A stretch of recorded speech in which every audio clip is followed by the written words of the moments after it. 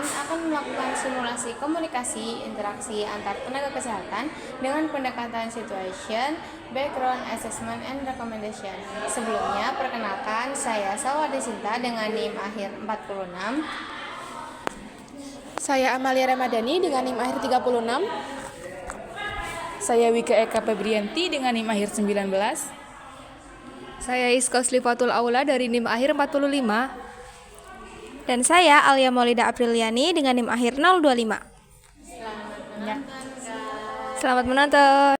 Halo semuanya, hari ini kita akan menyaksikan sebuah simulasi komunikasi interprofesional di rumah sakit.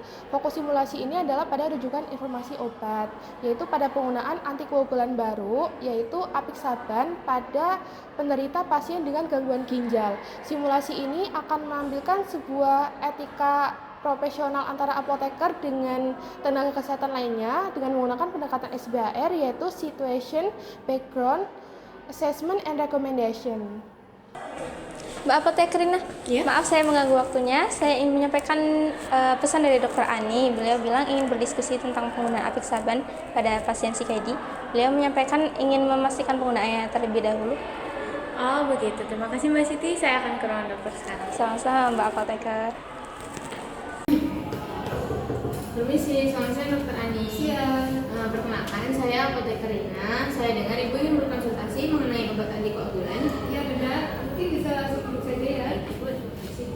Jadi seperti ini, Apotekerina. Saya sedang menangani pasien berumur 69 tahun dengan riwayat penyakit CKD stadium 4 dan arterial fibrilasi. Saya mempertimbangkan untuk memberikan apixaban terhadap pasien tersebut. Namun saya masih belum yakin terkait keamanannya untuk pasien dengan gangguan ginjal yang berat. Mungkin dari Apotekerina dapat menjelaskan lebih lanjut lagi mengenai informasi tersebut.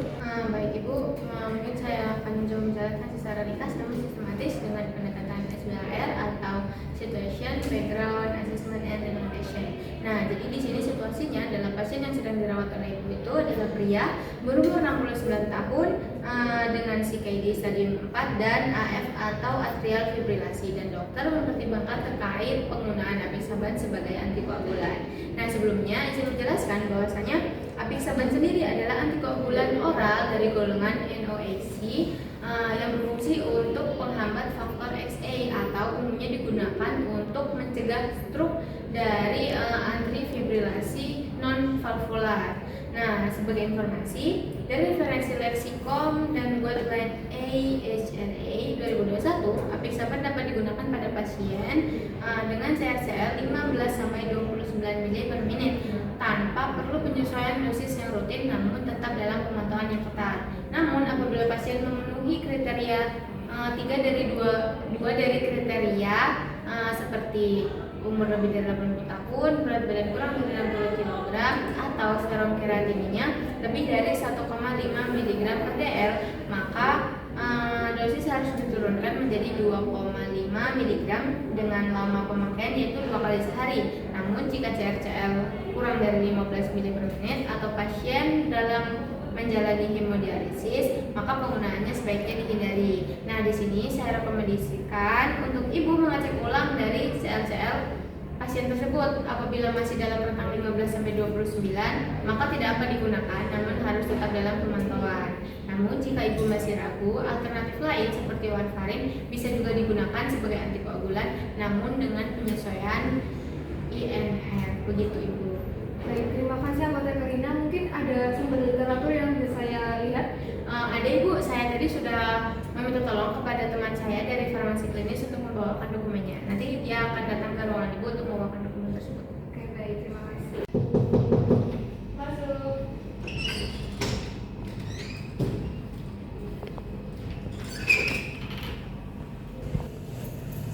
Selamat siang dokter. Siap. Saya Juni dari tim farmasi klinik. Ini untuk ringkasan guideline yang dokter. Nah, untuk informasi ibu, jadi ini adalah guideline dari ISRA dan MD atau Food and Drug Administration, di mana dengan guideline ini kita dapat mengetahui update dari penggunaan apixaban untuk pasien dengan gangguan fungsi ginjal ibu. Kami juga lakukan algoritma pemilihan NOAC berdasarkan fungsi ginjal. Wah, luar biasa. Terima kasih banyak Apotekerina saya untuk dapat mengambil keputusan terapi yang baik untuk pasien saya nanti. Sama-sama dok. Jadi apabila dokter ingin diskusi lanjutan atau bahkan ingin mengetahui alternatif terapi, bisa menghubungi kami siap membantu dokter kapan saja. Dan bila dokter ingin sesi mini CMI untuk update NOAC lainnya, tim kami juga siap memfasilitasi dokter. Baik, terima kasih. Saya sangat menghargai kolaborasi ini. Terima kasih banyak Apoteker Rina dan Apoteker Dwi. Baik, sama-sama dok. Terima kasih kepada semua pemeran atas simulasi yang sangat baik. Kita telah melihat bagaimana komunikasi profesional dilakukan secara etis, efektif, dan kolaboratif. Apoteker menyampaikan informasi dengan pendekatan SBAR, yaitu Situation, Background, Assessment, and Recommendation yang terstruktur. Rujukan literatur disediakan tanpa mengambil alih keputusan klinis dokter. Komunikasi dilakukan dengan saling menghormati peran antar profesi. Simulasi ini menunjukkan pentingnya kerjasama lintas profesi dalam memberikan pelayanan pasien yang aman dan berbasis bukti. Sekian video dari kami, semoga bermanfaat. Jangan lupa Like, comment, share, jangan lupa nyalain loncengnya guys. Bye bye, see you.